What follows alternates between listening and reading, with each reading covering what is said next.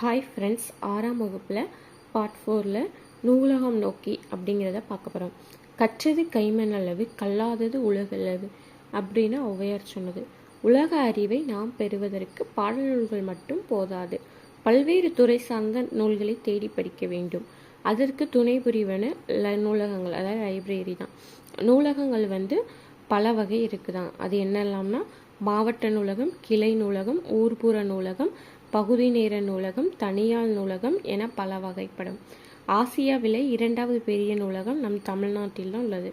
அதாவது ஆசியாவிலேயே 2வது நூலகம் தமிழ்நாட்டில் தான் இருக்குது. அது என்னன்னு சொல்லி பார்ப்போமா?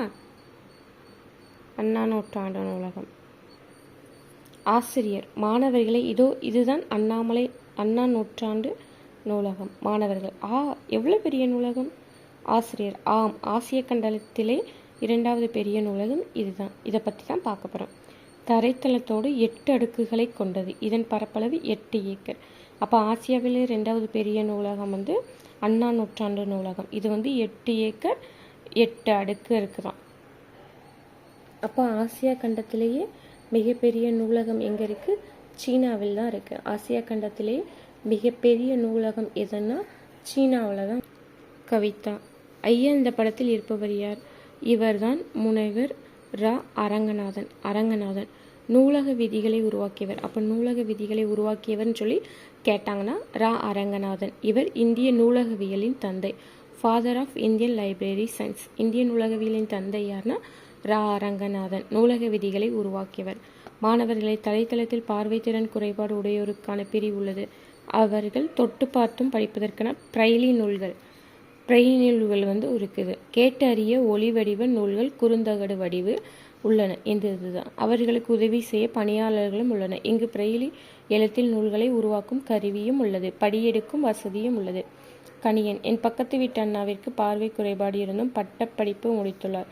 அவருக்கு இது மிகவும் பயன்படும். அவரிடம் இந்த தகவல்களை கூறப்போகிறேன். இதோ நகரும் படிக்கட்டு. இதில் ஏறி நாமும் முதல் தளத்திற்கு செல்வோம், வாருங்கள். இந்த முதல் தளம் குழந்தைகளுக்காக சிறப்பாக உருவாக்கப்பட்ட பகுதி. குழந்தைகள் மகிழ்ச்சியான சூழலில் படிப்பதற்காக செயற்கை மரம் ஒன்று அமைக்கப்பட்டுள்ளது. சிறுவர்கள் மட்டுமல்ல, அனைவரின் மனதையும் கொள்ளைகளும் பகுதி இது. இங்கு 20,000க்கும் மேற்பட்ட பல்லுலக குறுந்தகடுகள் குழந்தைகளுக்காக சேகரித்து வைக்கப்பட்டுள்ளன. பிற நாடுகளில் இருந்து திரட்டப்பட்ட 50,000க்கும் மேற்பட்ட நூல்கள் இங்கு உள்ளன. குழந்தைகள் பிரிவில் அமைக்கப்பட்டிருந்த நூல் அடுக்குகளையும் விளையாடும் இடத்தை மாணவர்கள் பார்த்து மகிழ்ந்தனர். அங்கு கண்ணையும் கருத்தையும் கவரும் வகையில் இருந்த புத்தகங்களை ஆவலுடன் கையில் எடுத்து மகிழ்ச்சியுடன் பார்த்தனர். அப்பிரிவை விட்டு பிரிய மனமில்லாமல் மாணவர்கள் நகர்ந்தனர். இனியா, இந்த ஒரு தளத்தை பார்க்கவே இன்று ஒரு நாள் போதாது போலிருக்கிறதே. ஆம் இனியா, நீ கூறுவது சரிதான். ஒவ்வொரு தளமாக பார்த்தபடி சென்று 7ஆம் தளத்தை அடைகின்றன. நூலகர்: இதுதான் 7ஆம் தடம். இத்தலத்தில் அரசு கீழ்த்திசை சுவடிகள் நூலகம் உள்ளது. இங்கு பழமையான ஓலைச்சுவடிகள் சேகரித்து பாதுகாக்க வைக்கப்பட்டுள்ளன. இதே தளத்தில் வரலாறு, புவியியல், சுற்றுலா தலங்களும் உள்ளன. இங்கு அனைத்து வகை போட்டித் தேர்வுகளுக்கும் தேவையான நூல்கள் உள்ளன. மின் நூலகமும் உள்ளன. அனைத்து துறை சார்ந்த தரமான மின் நூலகங்களும் உள்ளன. 8 தளம் இருக்குல்ல, அதில் 8 தளம் என்னென்னலாம் இருக்குன்னு பார்ப்போம். அண்ணா நூற்றாண்டு நூலகத்தில் தரைத்தளத்தில் சொந்த நூல் படிப்பகம், பிரெய்லி நூல்கள்.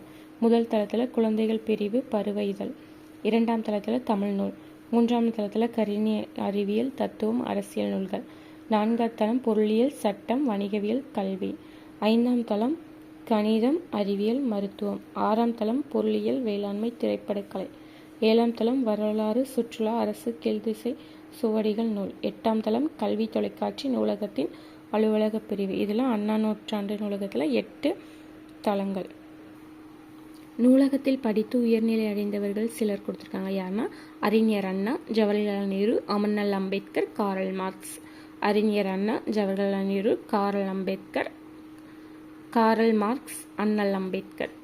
மாதவி: ஐயா, இங்குள்ள புத்தகங்களை நாம் வீட்டிற்கு எடுத்து செல்ல முடியுமா? ஆசிரியர்: முடியாது மாணவி, இங்கேயே அமர்ந்துதான் படிக்க வேண்டும். இந்த நூலகத்தில் எங்கும் குழுவென உள்ளது. ஆம், நூலகம் முழுவதும் குளிர்பதன வசதி செய்யப்பட்டுள்ளது.